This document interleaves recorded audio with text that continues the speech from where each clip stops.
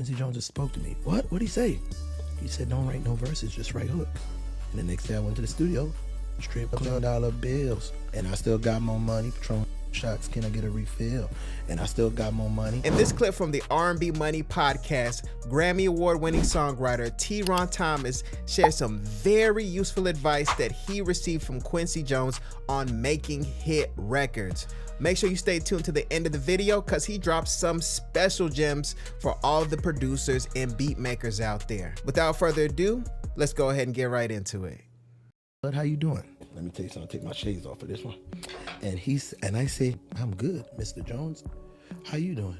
He said, I'm good, man. How's the songwriting coming? I'm like, how the f does Quincy Jones know me? But I'm like, it's the ASCAP Awards. Everybody here's a writer. Maybe that's what it is. I'm like, man, it's going good, man. You know, it's going good. He said, you want a secret to writing hits? Yeah. Fuck them verses, man. The people want hooks, man. Give the people hooks. Hooks, man. And I was like, thank you. And he walks away. Conversation was over. I go to Timothy and Ray and said, Quincy Jones just spoke to me. What? What'd he say? He said, don't write no verses, just write hook. And the next day I went to the studio, straight $1 bills. And I still got more money, Patron shots, can I get a refill?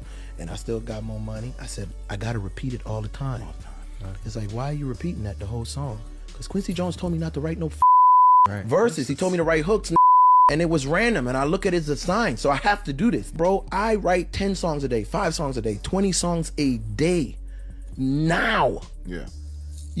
Oh man, you don't like it? Cool, bro. I'll write 3-4 songs to the same beat. That ain't it. Cool, delete that song. Let's try another one. To the same beat. You like the beat, right? I just didn't nail the song. Yeah. The song ain't good. You don't feel it. Okay, bro, let's keep going. I want to win. I don't want. Now, that's a great point that Theron just pointed out right there. He can make multiple songs to the same beat. Just because you don't like the song that he made to the beat doesn't mean that we need to just flip through over and over again and try to find and just create something different from scratch. And that's one thing that I really like to stress to all the producers that I receive on the Heat Check live beat review show, which you can of course submit to in the description for some feedback. And one thing I like to stress is the fact that a beat is just a beat until you have a songwriter on it actually creating a song. We're in the business of getting songs created and then of course having those songs sold. Sometimes as producers, as beat makers, we could just be totally locked into our own zone, just cooking up the most fire snare, kicks. We feel like, okay, if this beat doesn't totally move me and it just doesn't feel like a smash hit record by itself, then I need to just keep going or delete this beat. But as Theron pointed out, he can make multiple types of song to the same instrumental. And that's something that I actually noticed firsthand working with songwriters, is just how many different ways they can take the same instrumental. I can listen to a songwriter just humming a certain melody and I'm like, okay, let's keep that. Or they could just totally go into a whole different vibe. I do not want to be right. I want to win. Some just be like, ha, I told you so. Yeah, but we lost, dummy. Yeah. Like, I don't want to be right. So what we got to do to win? That's I want to win shit. with you. That's real shit.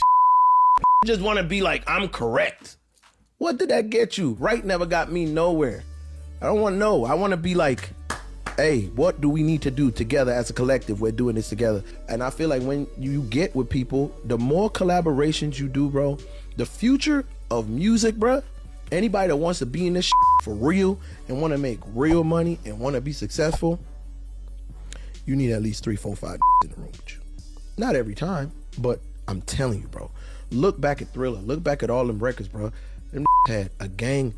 It was a bunch of names in them credits. Mm-hmm. It was a bass player.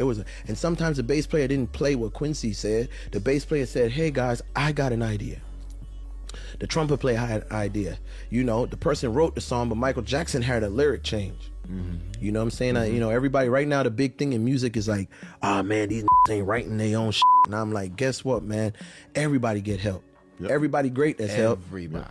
Every in his living room that ain't got on is doing it by itself. All the popping got like me in the room. Absolutely. Every last one of them. Yes, this is another point that I like to stress, is that music is a collaborative effort. You know, with the technology that we have in our DAW, sometimes we can feel like we can handle everything by ourselves. We can do everything by ourselves.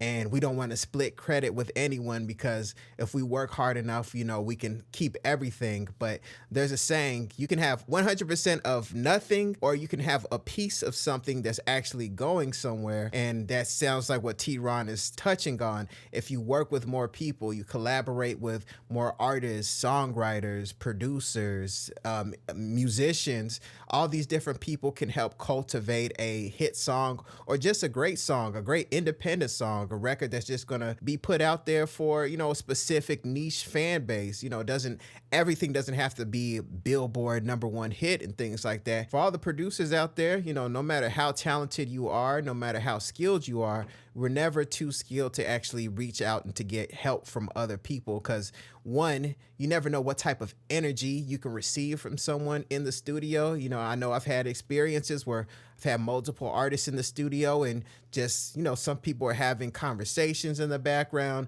Another person was writing a song, me on Pro Tools, you know, working everything out, and just the energy, the collaborative effort, the jokes that are shared. You know, make sure you guys are out there actually meeting people and working with them, especially as AI starts to develop. Maybe possibly one of these apps can generate beats on their own. We're still gonna need each other, because at the end of the day, music is about this real human connection. So why not also apply that to the music creation process? All right, that was a great clip. Shout out to Theron Thomas, and also Tank and Jay Valentine for the R&B Money podcast. It's a great podcast, a lot of great information on that show. So what do you guys think? Let me know what you think in the comments. Do you collaborate with other producers? Do you work with other songwriters? Are you mostly solo? Do you work by yourself and possibly, you know, email tracks to your homies, your friend in other states? How exactly do you work that out? How do you view